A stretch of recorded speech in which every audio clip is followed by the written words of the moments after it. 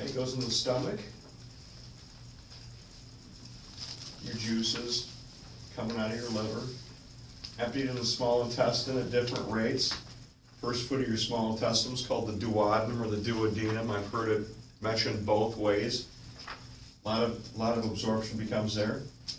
Okay, stays in the small intestines for 2 to 4 hours where food is digested into chyme.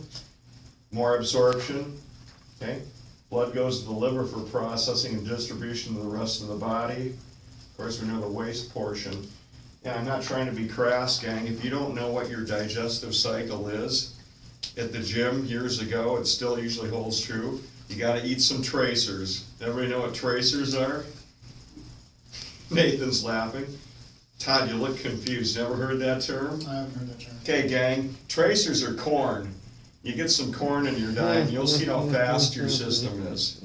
Okay, if you normally don't eat canned corn, have a meal and make sure you have 3 or 4 tablespoons of canned corn, and then look at the toilet, and then you'll know.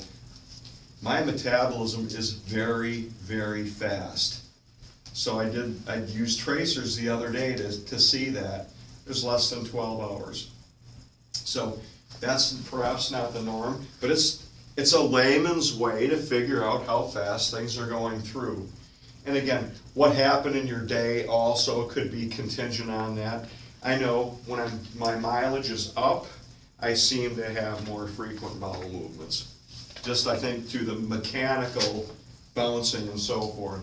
But again, don't be grossed out. If you need to figure it out, get something that you can identify before and after.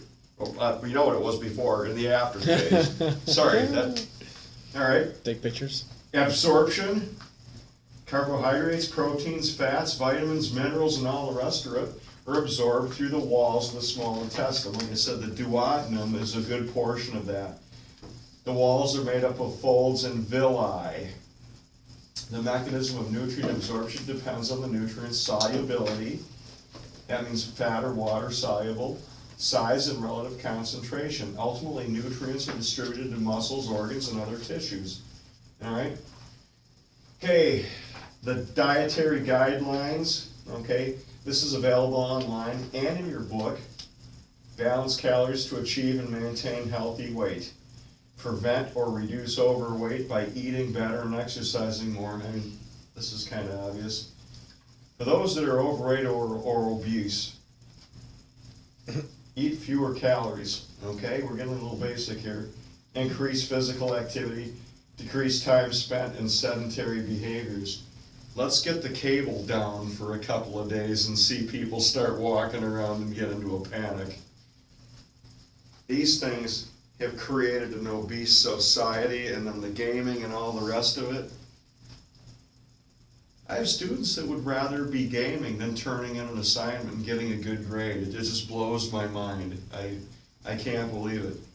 The young lady that gives me what little hair I have left, the haircut, her relationship was ruined by gaming. And I know police are some of the worst gamers out there, but I don't partake. Okay, food and food components to reduce, okay? Sodium, and this is kind of just shirt sleeve knowledge, reduce it. The high-risk populations, and again, American College of Sports Medicine, some of the other things, used to be if you have hypertension, reduce your sodium intake. Some studies have shown it doesn't do that much help. Consume fewer than 10% of calories from saturated fats, of course. Okay, consume less than 300 milligrams of dietary cholesterol. Consumption of trans fats, that's the problem with the fast food places.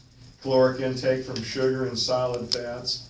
Consume alcohol in moderation unless you've had a really bad day. The 1 drink for women and 2 drinks a day for men, that's kind of very general, because some people that are advocates of the Mediterranean diet would say that's not enough. I'm not here to discuss the merits of alcohol. Probably the less you have in your life, the better. However, the wine, a lot of people, there's some benefits with the dark red wines.